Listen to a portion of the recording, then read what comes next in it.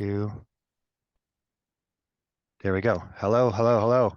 Here we are at Hero Initiative Podcast, and I'm Rico DeCantonio, and we got Nick Chan here. He's all the way from he's a university professor in his university lab, as you can see here in his background. No, Nick's not a professor yet, but he has the knowledge of a professor. So say hello, Nick.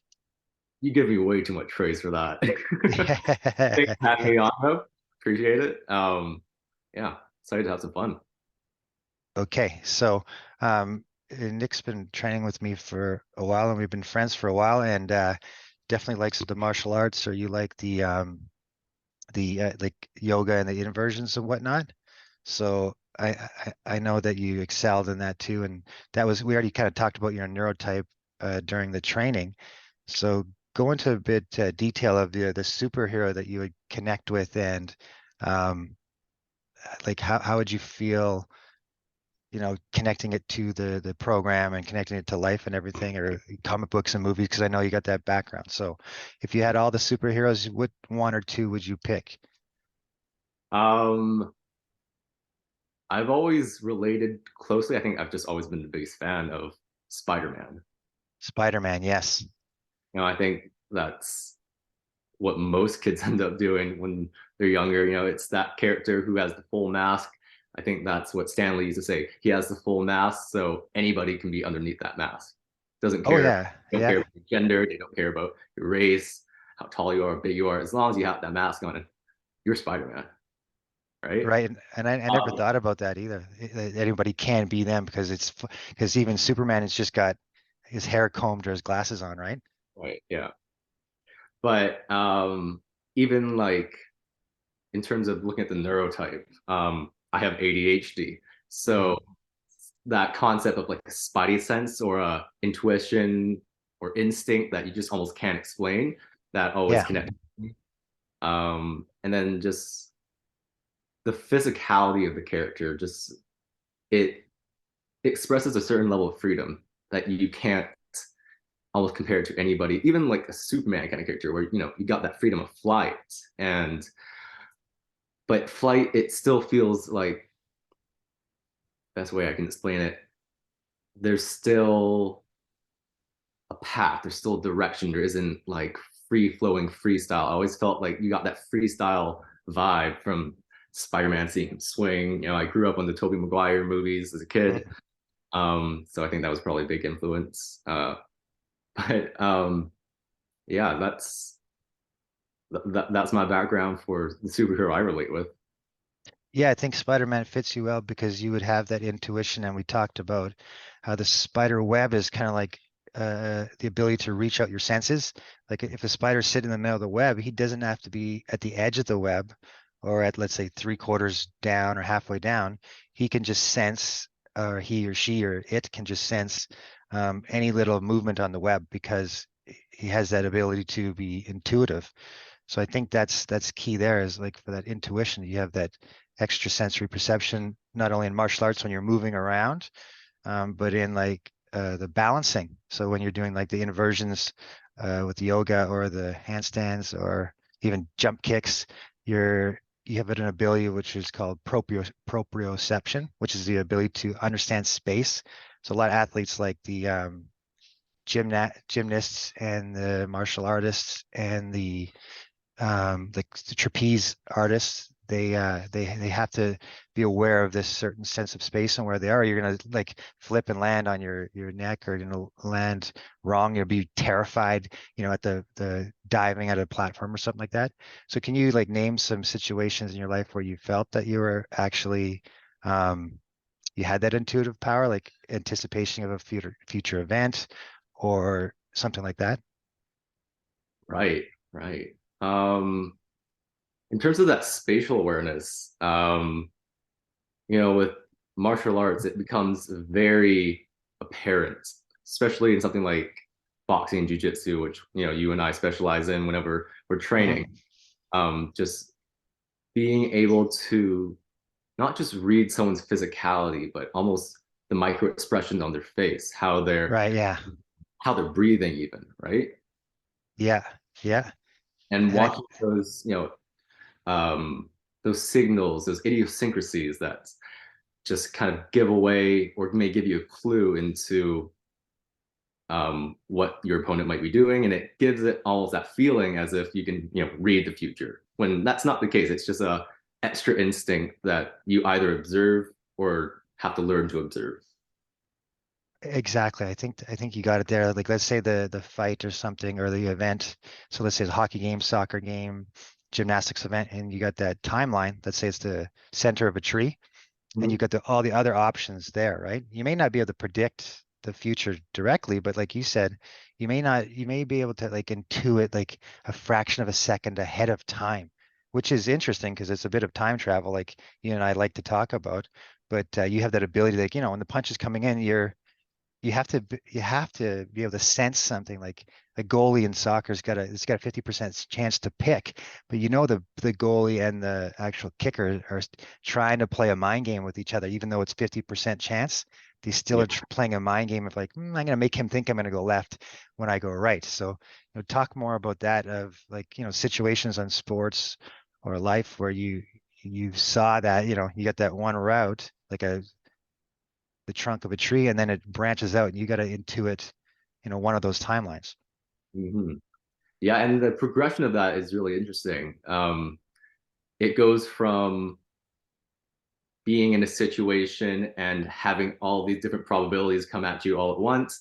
And then as you kind of zone in, train, have the experience, you realize, oh, I can narrow it down to, I saw them do that. So I can narrow it down to maybe 10 different possibilities.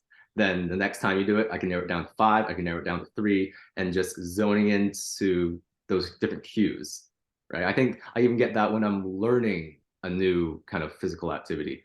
Uh, Hmm. Hmm. so, if we're talking about martial arts, I also do rock climbing. I also do a lot of skiing and snowboarding. And in doing that, um, I don't know how to explain it. I think this would probably the moment for a lot of people. It's that click moment. It's that moment Yeah. where your body doesn't have to communicate with your brain. Your body just figured it out. That's the best way I think I can put it. Almost like let's say your mind is like some sort of like a spirit or another organism, and your body is a vehicle, like the driver of a car, so to say. The driver of the car is a bit separate than the vehicle, but they kind of connect at the same time. So like I think you do that well with the martial arts or with the activities. Like you're saying, you're not gonna like nail one dead on, but you're going to start to play around with the probabilities of which one's going to happen. And then your body or the car starts to think for itself, even though the spirit's driving the car, or the body or the ghost inside the machine. I think you have that ability to like get that intuition maybe from your gut or from, I don't know where, but like you said, the body starts doing the work for you. I think there's a Bruce Lee quote too when he was when you get good at punching, you don't make it hit, it hits all by itself after a His while. reflexes are just loaded. You don't even have to. I don't know if Hmm. you have to think about it, but I think his body can almost move as fast as his mind, where most people, their mind's moving faster than their body, or their body's moving faster than their mind, and they're not able to have that cohesion. Yeah, I never thought of it like that. That's a good way to think of it, is like you're like that's I see that happen lots in as I coach, is that people's, especially with me, my mind wants to do this, Mhm. right? So my mind's here and it's sending a signal to my body, but the body just, as I age too, it doesn't want to do what my mind wants to do. Even though my mind is Wayne Gretzky, my mind is Spider-Man, right? My mind is, James Joyce or William Shakespeare or Einstein, but it doesn't come out like that in reality, right? It wants to be like that, but I'm telling you, I make more mistakes than anyone can imagine. Yeah, no, there's this one. I don't know. Are you familiar with the comedian John Mulaney? I think I heard the name, but I can't remember something specific. Tell He me has more. he has this one bit where he's talking about how he did basketball in high school, and he was like the worst player. Yeah. So he says, my mind could understand how to get a ball in the basket, but it had Hmm. to outsource it to my weird limbs. And Yeah, so yeah. once that cohesion is created, that's, I think, when you hit the flow state. I think I got that. I understood that first when I was learning music as a kid, um, Hmm. guitar, piano, um, and then there's it's just muscle memory after a while. There's certain Hmm. songs, pocket songs that I just eventually would just pull out subconsciously um, if there was an instrument in front of me, and I Yeah. just have my brain enter that creative space, but without having to be focused on my creativity. I could just be creative. Okay, yeah, that's a really good way to put it too. And I like how you got the library in the background. So that helps me as a metaphor to explain, like if let's this is a metaphor, right? A model. If there's a universal library, let's say above Earth, like some sort of like firmament or like a layer, like how the egg has a shell around it. So if you think of there's a universal library and we're all connected to it, just like the internet, right? That you can log on to that library and just grab any book you want at any time. But this, universal like library that's exists everywhere, may have like a lag behind it, right? Like you're almost like outsourcing it in a way for information. Like you tap into the library, but you may not be good at grabbing the book and, getting information and applying it. But the intuitive people can like plug into that library in that layer and then quickly pull out that information on the fly. And you can see athletes sometimes, man, they go in that flow state and they go outside of time and space and they just produce something so magical that's on the highlight reel over and over again. And then you get so used to it, it looks normal. But if you go to try it, it's not normal at all. It's almost impossible. You're like, wow, that is like goosebump level. It's almost like a physical memory palace. I don't know if you know the concept of Yeah. using memory palaces to remember um, ambiguous facts or large scale memory exercises. But Hmm. yeah, that's one thing I use both Hmm. physically and creatively. Hmm. Uh, and then I want to just go back for a sec on the idea of going into that flow state. Hmm. Um, there's it as much as I like to say, it's just about getting to that point. Getting to that point's a grind, for anybody. Hmm. There are chances where you might just be naturally very talented at whatever you're trying to accomplish at that moment. Um, but for most things in life, you'll find that it's the grind that leads to the flow state. Yeah, that's a good way to put it because a big misconception about the flow state is that you can enter it as if like if just like at a snap of the fingers. But the truth is, the person that came up with it, Haley Csikszentmihalyi, I think, he defined it as like certain conditions. So if you're climbing a mountain, is a great example, and the difficulty is too high, well, you're not going to get into a flow state because it's too hard. But then if you're climbing a mountain and the pitch is too low and it's super easy, you're going to get bored, right? Right, And then there's going to be a perfect pitch where you're in the zone where that environment and your skill set match and you're in the Goldilocks zone, that just right zone. So the skill or your opponent can't be too difficult or too easy. If your boxing opponent's too difficult, you're going to get frustrated. You will not enter the flow state as much as you try, or you want to take a supplement or CBD or some psychedelic, you ain't entering the flow state because the opponent is too strong or the mountain is too difficult. If it's too easy, you're not going to really enter the flow state because you're going to get bored with it. It's just not there. You know what I mean? So he wanted you to find that environmental factor that puts you in that just right zone where that pitch is perfect, where you can enter it. So mentally, you can enter a flow state, but the environment has to cooperate with you also. So he mentioned it's like goal setting. You need, I think, like a certain set of rules to enter the state, and you also need a certain set of like timelines. So there's certain like any sport was going to work that way, where there's time ticking down from 60 seconds or time ticking down from 90 seconds. So you need that sense of time, which is like you set a goal a year from now, or you need a clock that's a 30-minute, 45-minute half in soccer or a 2-minute round. So those sort of things. So there is conditions to the flow states, and I can look that up. So you go on about the flow state. I'm going to look up the conditions by Mihaly Csikszentmihalyi. Okay. Yeah, of course. So, I think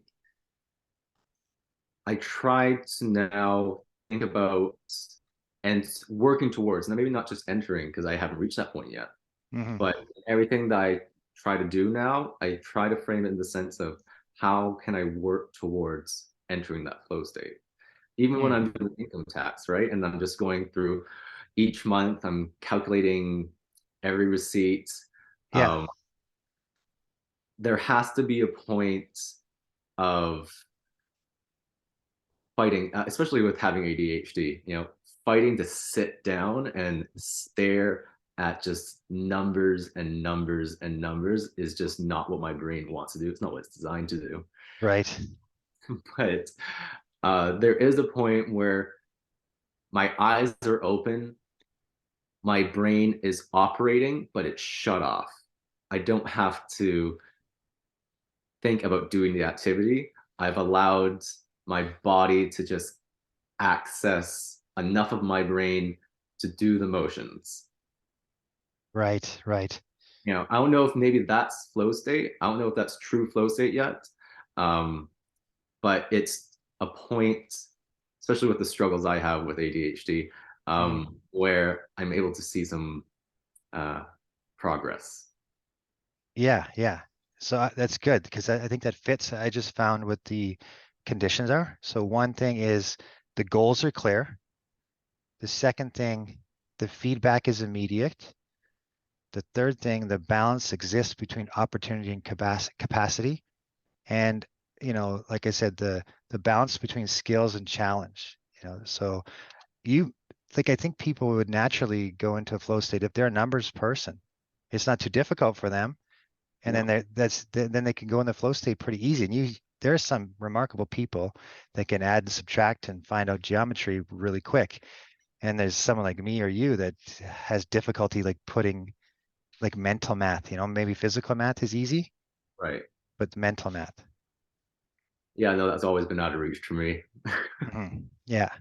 So then you can enter the flow state in other conditions, which is awesome, right? More physical, I think, right? Or creative. For the most part, yeah. Yeah. So that's kind of like where people get a misconception where they think they can just, take something or meditate and you can enter the flow state. Well, I can interrupt your flow state with a 1, 2, 3 combo. You're gonna exit it pretty quick if you that lands, Hmm. right? Or kick to the stomach, or the pitch gets too hard, or you're playing against Connor McDavid or Wayne Gretzky. Your flow state will disappear pretty quick because the skill set's too difficult. Yeah, like even, I think that's more the physical contrast. You're Hmm. comparing someone to like Wayne Gretzky, but even the mental blocks that can appear, right? Hmm. Just knowing Wayne Gretzky's experience and that you're up against this guy now, right? Or I'm Hmm. fighting this guy who's an extra 5 pounds heavier than me, or even that girl I want to ask out, she's just a little out of my league, and Yeah. all my confidence, Yeah, yeah. Yeah. It can apply anywhere.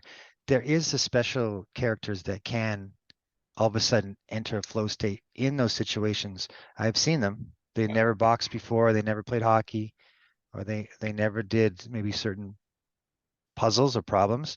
And there's these different characters that can just enter the flow state regardless, even if the difficulty is super high, they can still stay. They can still stay there, which is, you know, that's an amazing skill in itself, right? Right. Yeah, One thing I want to do now, like I'm graduating university in a couple months now, yeah, and workforce, wanting to work with people. I think, you know, within the last 2 years, everybody's gotten very comfortable working online. It's just new mm, things are yeah, coming. But I know just personally, I need that face to face. I need to be working with different people, different mindsets, different viewpoints.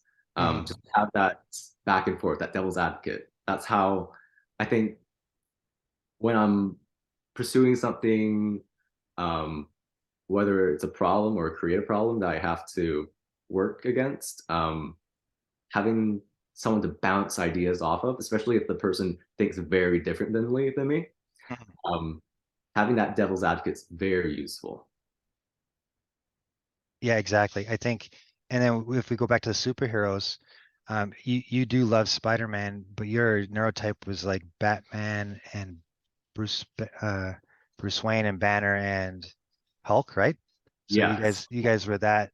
You fit in there, the 2A, which is a media person. That's a journalist or whatnot, who doesn't, who who's sensitive to adrenaline. So you need to communicate with people in one way or the other.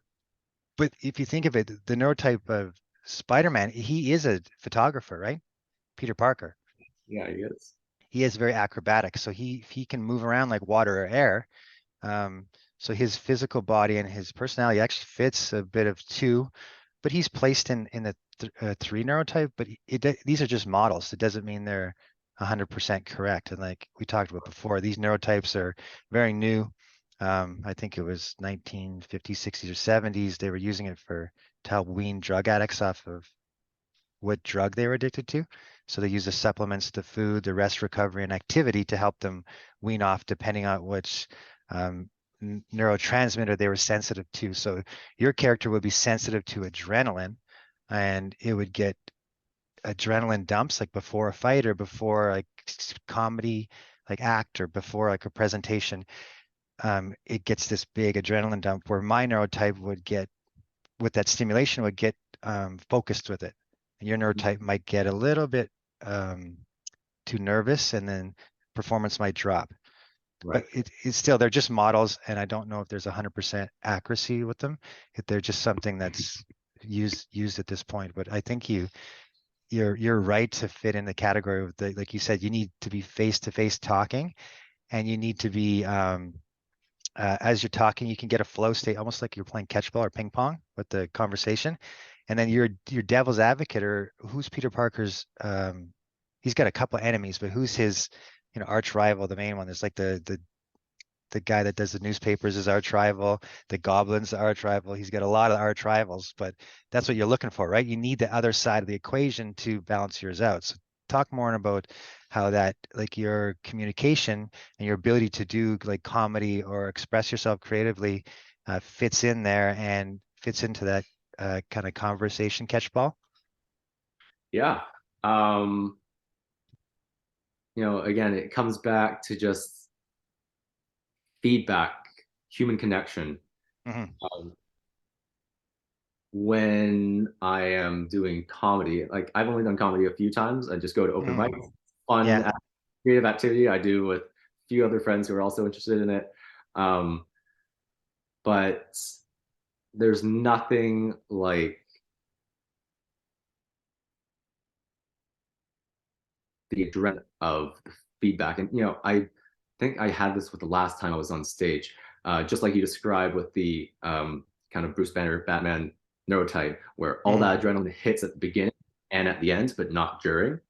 Hmm. So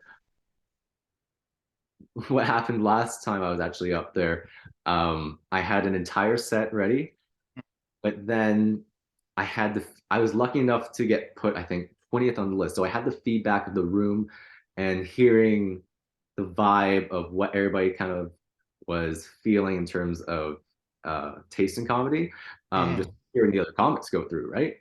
Hmm. And by the end of it, I just replaced my entire set with a different list of jokes entirely. Right. Right. Thank God for it, because I think if I told the jokes that I had, I would have absolutely bombed. But if I'd been so focused on having that adrenaline and dopamine focused during in that moment while I'm performing, then I think the nerves would just have left me in a really weird mental space. Yeah. I like that because that fits into our conversation really well. Like in the sense that Jerry Seinfeld or Dave Chappelle, they often mention that they would go to several different, like I'm talking hundreds of comedy clubs and try the same routine, and they would see the feedback from each place, and that's how they get Right. so good. Not because they just magically good at this thing. They're looking for the flow state where, okay, am I saying something that's resonating with the crowd? If I'm Yeah. not, they're going to throw apples at me or bring the cane in to hook me off stage.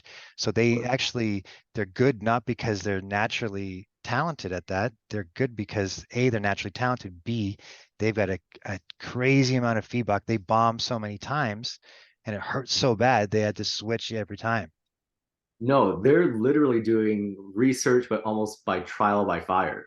Hmm. You know? And Hmm. I got to see a really good example of this when I saw Chris Rock and Dave Chappelle. Oh Uh, yeah, yeah, yeah. and then I also saw Chris Rock, his solo tour, which was, I think, around May. I think I saw it then. It was right Mm, after Will Smith slap. But anyways, a lot of the jokes that he told in his solo tour, he also told in his tour that he shared with Chappelle. And both of those were in different locations. So I watched the first one with just Chris over in, that was at Vegas. So I was watching it with that kind of crowd.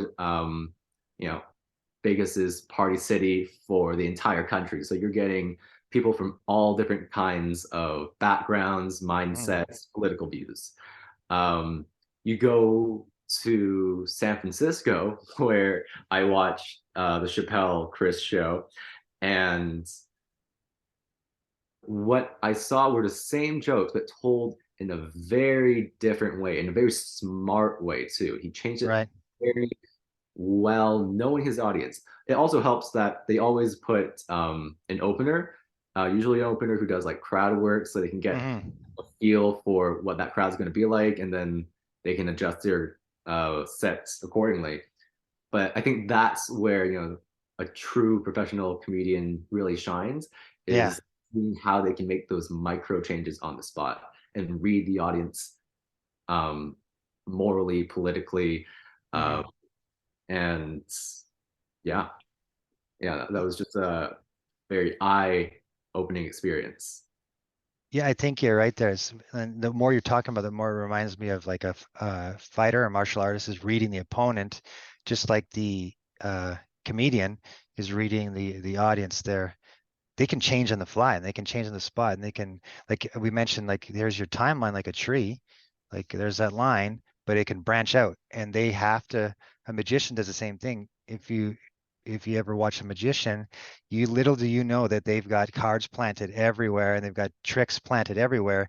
So if they mess up, they know how to switch that timeline and they're controlling the literally space and time, and that's the illusion. The illusion is that they've got a couple tricks up their sleeve and they can adapt on the fly, and you have no clue that they've switched tricks 3 or 4 times, and then there's cards hidden, on the ceiling behind a glass in the pocket, in a bottle, right?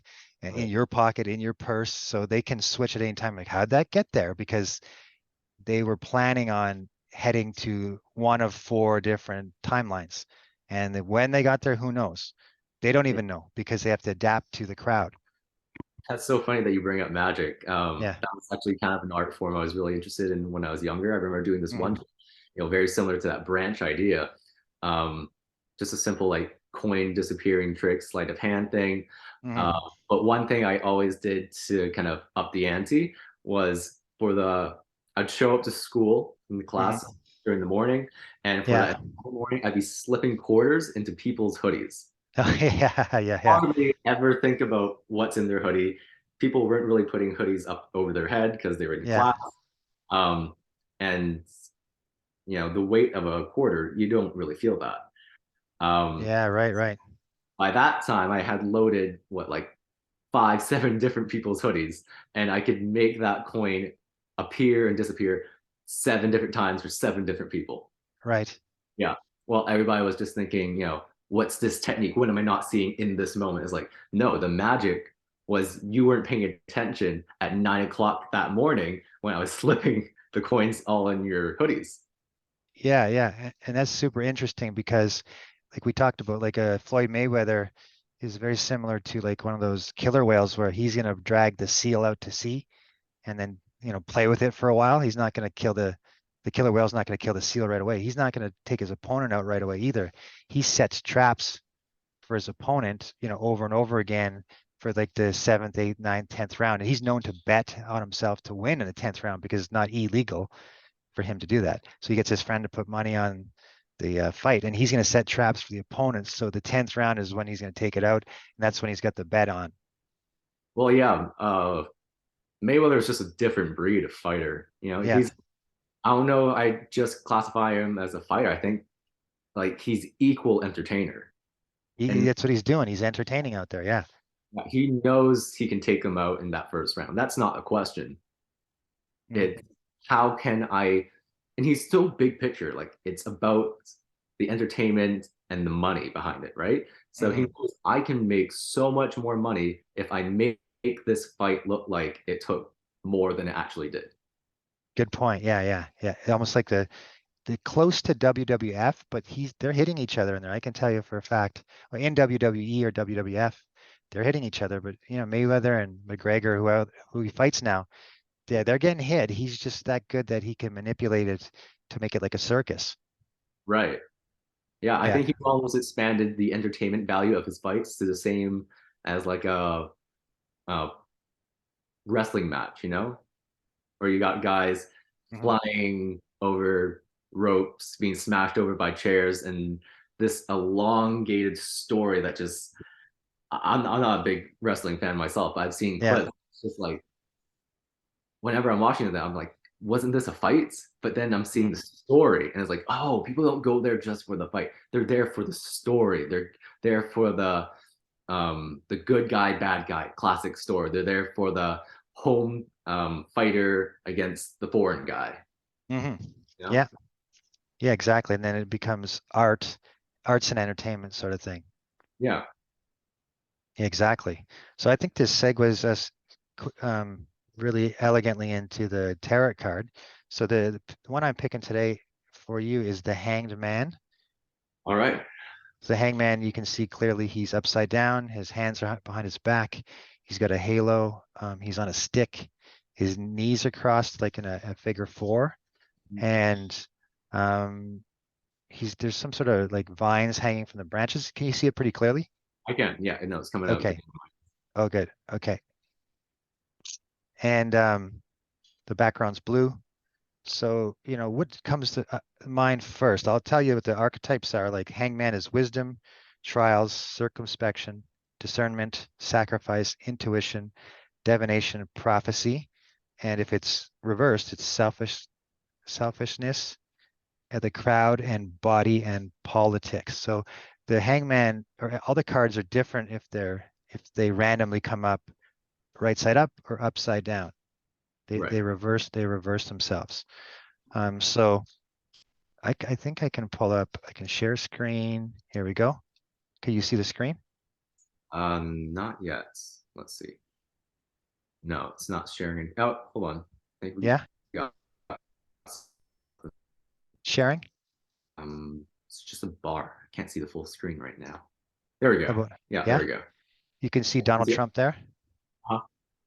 Okay, you got Donald Trump with the obelisk and he's leaning against it and he's texting or tweeting probably, eh?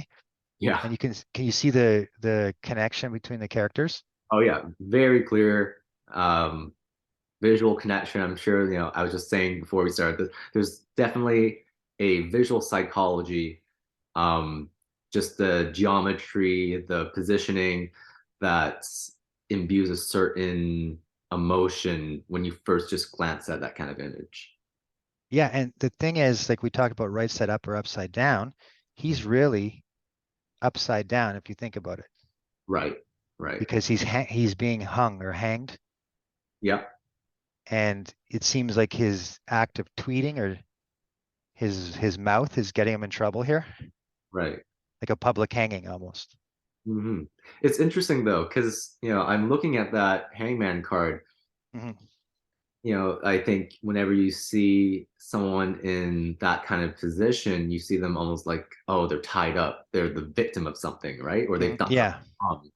Um, but just, going off of some of the things you've associated with this card, I think a big part of it is showmanship, you know? mm-hmm. And, even Donald Trump here, before he's, a real estate guy, before he's a politician, he is an entertainer. Yeah, he is. I remember growing up on Celebrity Apprentice. I loved that show as a kid. Mhm. Um, but yeah, I think that's where, reflecting on myself too, I find a lot of my personal situations, work situations, lean into that direction of showmanship. Uh, and not just razzle dazzle, but effortless showmanship. Oh, right. Yeah. It, Yeah. it looked like, you know, I wasn't even trying to do that. Yeah. That's the flow state I think we're talking about is That like is, if you have the ability to just boom, snap into it. yes. Yeah. Even, when I have a work meeting with somebody, it's, I've talked into the mirror and practiced and rehearsed it enough times so that it doesn't just sound robotic when I repeat it back because I know it all now. Right. It sounds like I just came up with it in that moment. Is this what you referred to as like off the cuff or on the fly? It would be more, I think it would be more, are you familiar with cold reading and hot reading? Yeah, yeah. A Yeah. lot of tarot readers are good at cold reading. Right. And so there, I don't believe in the, or I don't, not, sorry, I don't, not that I don't believe in it. I don't use the tarot card as like some sort of fortune telling thing. I use it just the same as we're using it now as some sort of like storybook or Yeah. like symbolism. And it's just fun to interpret the symbols. I don't know anything about fortune telling, or I can't do that. I can tell you that because I'd have a lot of money, or I, win at a lot of competition. So I don't know anybody who can really tell the future, like the No, weatherman can't do it all either. these So all these spiritual mediums you hear, they're all full of shit. But yeah, they're very good at their job, and they use a combination of hot reading and cold reading. yeah, Reading is that off the cuff, like you were saying, reading those micro expressions, seeing how they react to certain yeah, figures. Um, and then hot reading is all the prep and research you did before. So, if I were to be claiming to be a psychic and or a medium who was going to talk to somebody's dead relative, well, the first thing I do is research the hell out of this person, research the yeah, hell out of the person who died, and make it sound like I was sensing these things. yeah. Uh, It become arts and entertainment in a way now. that's exactly what it is. Yeah. Hmm. But that's a very specific situation. It's not always nefarious. It's not always money grabbing. It can be, but I think it goes back to the idea of telling a great story. I think that's where true entertainment comes from. Is if you can Hmm. tell a great story where not just the audience is engaged with what you have to say, but they are taking away something. They're taking away Hmm. the moral of the story, or they're taking away an emotion that you connected with them with on a very deep level. Um, and that effortless telling of a story is where I find the concept of hot reading or pairing to the point of reaching that flow states comes in very handy in all aspects of life, not just reading the future or trying Yeah, to be president of the United States.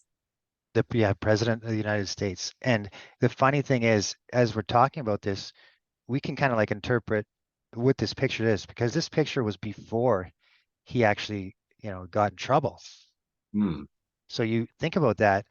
Um, he's tweeting and he's cracking Washington there, and the spine, which represents the spine of the actual country. So the thing in the background is the skull where the dome is, and then that's the obelisk is like the spine. And he seems to be breaking it with his tweets. So he is the hanged man, and Time Magazine is somehow intuiting the fact that he's going to be hung out in public, and he's basically with the January 6th thing, he's gone and he was banned from Twitter and everything. But this is actually before it all happens. So is this arts and entertainment? Is Donald Trump an actor up there and he's been kicked out on purpose, or was he just doing that because it's his personality? It's hard to say at this point. How did they know that that was going to happen? Right. I'm sure it's a little column A, a little column B there. Yeah, But just even looking at his body language, it's almost like I know I'm in trouble, but this has all been planned. I knew how it was going to play out. I knew how everybody was going to react. Yeah. This was all according to plan. Even if it appears as chaos, it was all according to the plan. All according to the plan. It could be. And you and I don't know the answer, but that's why Oh, we're of kind of course like not. hashing it out, you know? Yeah, And but I'm just this is, going trying to feel out this whole idea with him being the hangman, right? Is he really being hung, or is he mm, being hung symbolically for us at the moment? yeah, it's really hard to say because that's what happens when with he's accused of treason or whatnot, and that's what they do to you. They hang you. Right.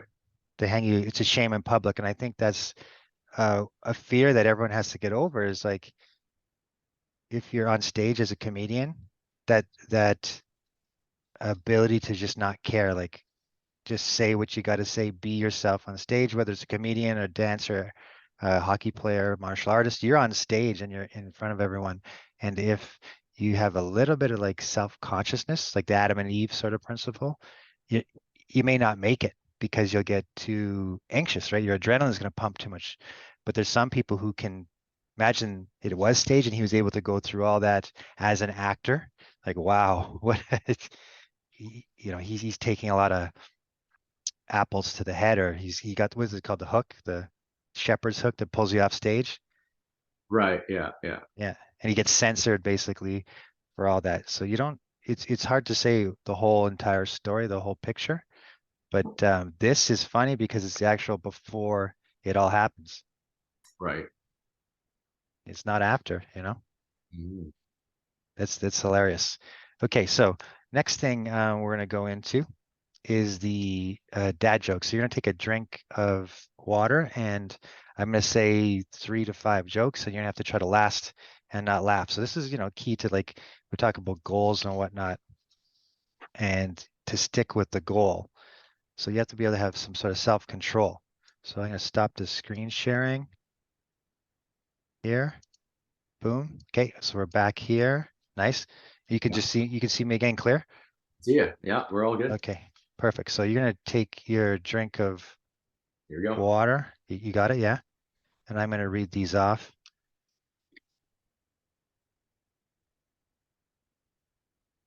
Okay, you ready?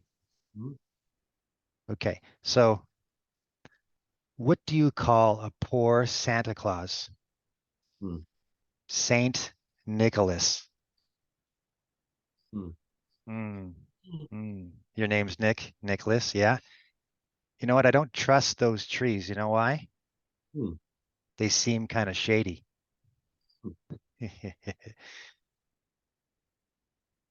How do you get a squirrel to like you? Mm. Just act like a nut. I think your screen's kind of freezing up there. Okay, you're good. Um, I don't trust stairs. You know why? They're always up to something. Okay, last one. Why don't eggs tell jokes? Mm. They crack each other up. Okay, I guess you passed the test. You can swallow the coconut water or whatnot. Which one did it for you? Um, I don't know. It's probably just a collective of how bad they were. They're bad. Yeah, they're I bad. think that was probably the funniest part, just how terrible they were. That's kind of the fun part of it, eh?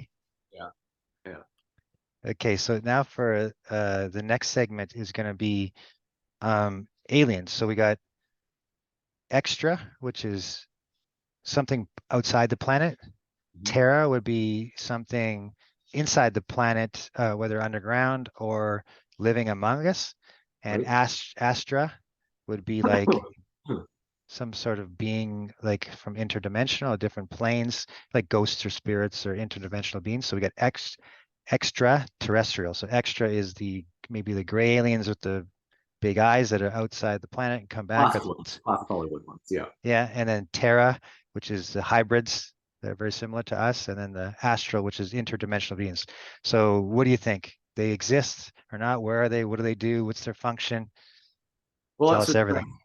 extraterrestrial life, like the probability is too high. It's too expensive. There's no way there's nothing out there. Yeah.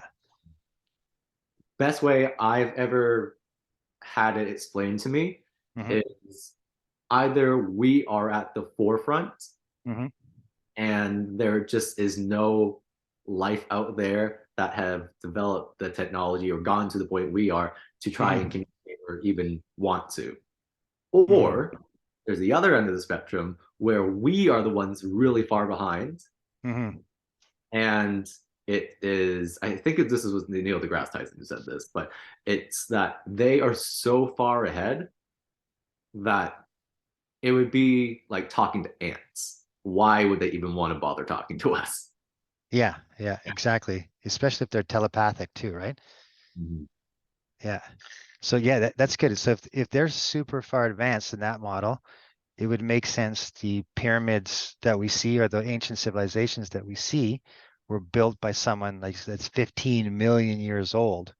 And it's possible that there was probably an, a number of different cataclysms that where human race rose and fall.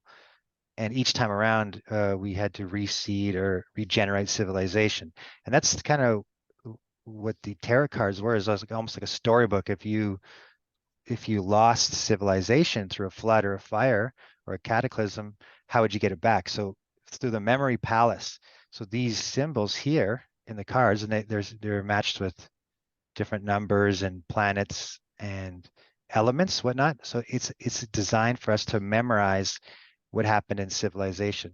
And you can see in the cards, some of them have with the Fool card has a mountain with ice on it, like other ones have flooding imagery, whatnot, and fire imagery and angel imagery. So I think that model that you said that the advanced civilizations may be seeded by these advanced extraterrestrials. So talk more about that one because I think that model fits really, really well what you said. Yeah, if you want to dig into the theory of it was them who built the pyramids, Hmm. then it very well could be that they are waiting for us to get it. Hmm. They tried to help us out a little bit, but that they're Hmm. waiting for us. We're just not there yet, and you Yeah. know they might look at us as as children almost, right? Hmm. We still dealing with all the problems we have that we think are big, political divides, climate change, racism, sexism, all of these things to them Hmm. have to look just incredibly childish, Yeah. Yeah. Yeah.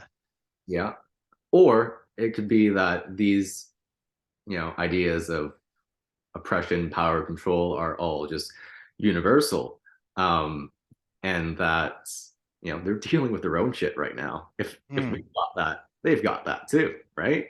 Yes. Yes. Yeah. That's a good model because let's say we are seeded by these, grays or tall whites or whatnot, and they go off to their planet and they come back here. And part of the job was to not intervene like too much. Mm, And they had to do that from like either underground or above or right. different dimensions. So they try their best not to, like the shepherd doesn't mix with the sheep too well, unless they go in sheep's clothing, like as a guise or like a mask or costume. So they can intervene as if they were human, or they're from the outside and they actually have wars or problems to deal with at their own planet, and they come to here, and that we're just talking like fan sci-fi here, right? Well, And that, I think there's definitely a connection of that concept, especially on the extraterrestrial plane, of mhm, just being a reflection or vice versa of what are they, polytheistic religions, yeah, the yeah, Egyptians, Greeks, the Romans, the multiple gods. The mhm, idea of they, interact with us, they engage with our own problems and conflicts, but they're dealing with their own stuff, and mhm, that's usually superseding whatever minuscule problems we have. yeah, yeah. And if you imagine it like they're the managers, right? And each star you see out there has a planet like ours, and they got to race back and forth. Okay, how's planet six doing? Like, let's say we're planet six here, we're Eden, right? Garden of Eden. And they're managing us, but they have to manage us from a distance. They can't do it directly because it's going to screw up the timeline. So then they got to fly back to wherever. Maybe there's a manager that's in charge of the zodiac Gemini. Another manager is part of the charge of the zodiac Capricorn, or they're up at the star Sirius. So then they're going back and forth as if a manager's like a regional manager's going around to different gas stations to make sure the supply's there, or they're going to different like Walmarts to see if the quality control's there, or cities to monitor. What if they're back and forth and they're dealing with wars on their own? Other planets are at different levels of, what would you call that? Like growing, like if we're like sheep or crops, we're just growing at different levels. So we're like their children, and um, they're constantly going back and forth to try to make sure we grow up, I guess, like from children to adulthood. Mhm. Yeah. So, and it fits to like, you can go into this better than I can. Like, doesn't the Marvel movies, like Avengers especially, like explain a lot of this? Yeah, I think that's like the whole background for the Thor character is Hmm. they're not gods, they're just aliens. Yeah. They're just, so advanced that we had to call them gods, you Yeah. know. Um, which is, always interesting because I come from a sociology background. That's what I'm studying. That's what I'm going to be graduating with. Yeah. And um, it's all about power relations and picking up why we have certain institutions. And one of the main institutions that we all deal with is spirituality and religion. Hmm. And spirituality, religion, there's a couple different trains of thought and in terms of the origins of them. One Hmm. is animism, which is the idea that um, a lot of our religions are based off our dreams or psychedelic trips, right? And so these experience is what we based religion also off of. Yeah. Um, but there's certain inconsistencies with building religion off of trips or dreams because, you know, I don't know, I've rarely ever had two of the same dream ever. It happens, but not enough for me to start building any kind of faith around. Yeah. The next train of thought is it naturalism? Naturalism. So it's the idea of we built religion and all these beliefs off of trying to control the elements, the natural elements, so fire, water, air, the sun. That's Hmm. why so many people, so many cultures would uh, put a lot of emphasis on the solar eclipse, Yes, right? that's Because right. that was light being taken away by a power that could not have been controlled. It could have been predicted, and I think a lot of religions use that ability to predict it uh, to their institutions. Hmm. But after a while, it's also pretty consistent. If you say, it's going to rain on this day, this day, this day, without the technology we have right now, then people are not going to start believing you anymore, right? It's like you're right maybe a quarter of the time, Yeah, you see and your then accuracy kind of ruins it, eh? exactly. Yeah. And the third one is realism, which is the idea that we're all as a community. So let me pull this back. So the idea of realism is that different institutions and different power structures and hierarchies have a real purpose behind them, behind just the practicalities that Hmm. exists within what they operate in. Right. So, you know, I think the idea, if you just go to something like Christianity, there is a lot of traditions that people question, why do we need to do it? I think that happens with most people in the religion. They always have a moment of questioning of why do we do this? Hmm. Why do we need to do this? And there's usually a realist reason behind most of them. Hmm. Um, if you look at something like just going to church on Sunday, that's you as a community coming together, celebrating the society, celebrating the community. And Mm, that celebration, that collective act of doing a ritual together strengthens bonds. And so that you guys are able to continue surviving, able to produce more. hmm. You're saying that the narrative is like a glue that keeps culture together? Yeah. Yeah, I think so. I think that's it. Like you said, stories, if anything, that lasts through cataclysms, like we talked about the tarot cards being like parts of a book, it's gonna be like that memory palace. Like it's gonna, if there's two or three or five survivors, where's the books? They're gone. What are you gonna do? It's gonna be inside in your mind. And obviously the temples are they're called didactics, so the stories are inside the shape of the pyramid, inside the shape of the church. They're trying to reflect like geometry, as above, so below sort of thing, the Mhm. stars and everything. So if civilization collapses, and maybe the extraterrestrials know this, that how do we keep that story going that is vital for the human survival?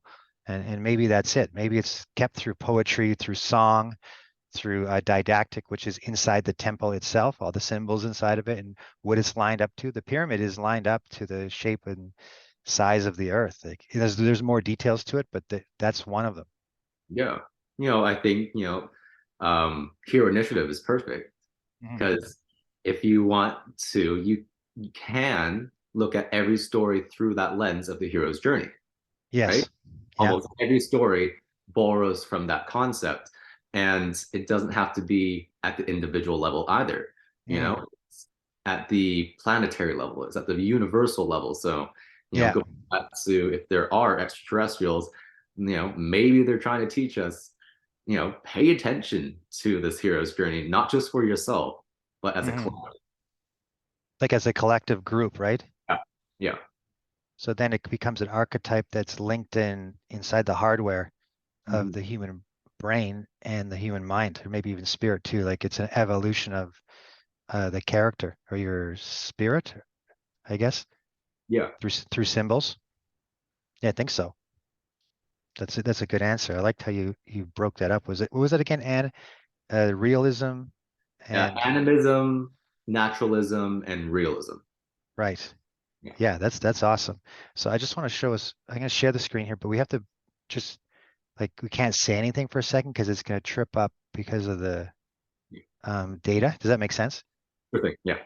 So I'm just going to pull it up, but if we talk, it's gonna break up. So just give me Okay. 1 second. Yeah. Go for it.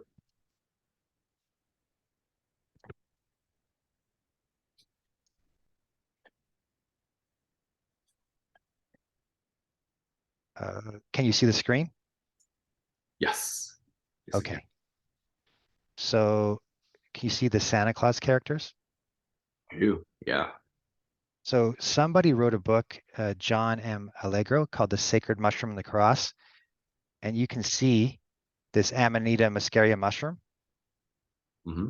You can see how it's red and white, Right. just like Santa Claus. Yep. And so if you can imagine the map from Siberia to uh, North America, like where Alaska is, the deer used to love, like a Siberian deer, the reindeer used to love this Amanita muscaria mushroom, but it's a hallucinogenic mushroom. And it's possible that these Amanita mushrooms or the uh, Matsutake mushroom come from Asia across that Bering Strait where the reindeer were, because the reindeer love these mushrooms and they'd eat the mushrooms and they would start to go funny. And the shaman realized, you can see the shaman here. Can you see the Siberian shaman there? Yep. Yeah. So the shaman there would follow the reindeer around with a cup and catch the urine and drink the urine and have a hallucination because it's too powerful for the human to take. So they let the deer take it and process it first. And then from there, um, you're able to have this experience. Like, so what's his name? John Allegro wrote The Sacred Mushroom and the Cross because maybe the idea behind the Santa Claus with the red, white, on Christmas is kind of interconnected with if you want to experience God, you may get this hallucinogenic experience. Your third eye opens, you're flying around like reindeer, and you connect with God December 25th sort of thing. So Right. these are a lot of mixed up things, which I'm telling you, and do your own research. I do not know the answer, So in but his book, does he connect this theory with, I guess, the Dead Sea Scrolls? that's a good question. So there'd be tons of different documents out there. And what it looks like to me is like you've got a hybridization of all these stories that seem to be locked into an archetype. So like this is not a coincidence that this guy's got there's not just one person with all these pictures with this Amanita muscaria mushroom and Santa Claus, right? Right. And so this John M. Allegro talks about you can see the mushroom creates a T or a cross, like just like our hangman character, that creates a T or a cross. Remember? Uh-huh. You can see. Right. So the mushroom does also. It creates when it gets too open, when the umbrella opens, you can see like kind of you can see this one here. Oh, right here is a good one. See how the umbrella opens and it turns into a cross almost Yeah. like Yeah, I that? see it. And then it also has a skirt around its edges, around the bottom. Like you can see a skirt here. Yeah. So that it represents like Jesus with a skirt, on his waist and the Okay. cross and everything, and reaching Christ consciousness, which is like that layer above us. So that's what you get up to here, and you start to connect to Santa or Jesus. I mean, no, you're not connected to Santa. You know what I mean? Yeah. That makes No, it's, sense. it's very interesting to think of the origins of the just the visual symbolism coming from the mushroom itself, coming from how it was used, the different trips that people experience. I know there's a Yeah. lot of cultures who, along with the whole Santa mythology and lore, there's the duality with the Krampus type character, right? Hmm. And I'm sure, there must be, if we're still following that line of thinking, that could easily just be a bad trip. And Yeah. the manifestation of that bad trip is this the duality of Santa Claus for a good trip and the spiritual change, or a bad trip with some kind of self-realization with the Krampus character. Yeah. And some people believe the Klaus represents some sort of like liquid or like spiritual what do you call it? Like a liquid or essence? Is that what it's called? Elixir that goes up and down the spine. And the Klaus would be something that gets locked in, like when you squeeze your core and stomach and it opens your third eye, like kind of like the Christmas tree theme. Your spine pops up, and then you get this realization. So that's sometimes what they feel the Klaus was. And on another note, if you do see this mushroom in the forest, do not eat it at all. This is a no-no. This is the Super Mario mushroom, Do right? not eat. Do All not right. eat. A long time ago, the shaman would, like I said, they would follow the deer and wait for the deer to urinate and collect that because it was too powerful. You end up looping in the same thing over and over again. So it's not recommended at all. It's an obvious one to see. There's white versions too, especially in Kelowna, BC. There's the red ones, there's the white ones. Yeah, I would let the scientists figure this one out. I wouldn't dabble into this mushroom at all. That's interesting that they did that with the reindeer urine, because that's, you know, if you think about it, probably one of the first examples of an attempt at microdosing. That was it right there, man. It's called the hero's dose, that one. You take 5 grams or above, or you take this guy, whew, you're gonna see Santa Claus with flying reindeer, that's for sure. It's not gonna be the prettiest experience. So yeah, do not touch these ones unless you're with an expert or whatnot. Yeah.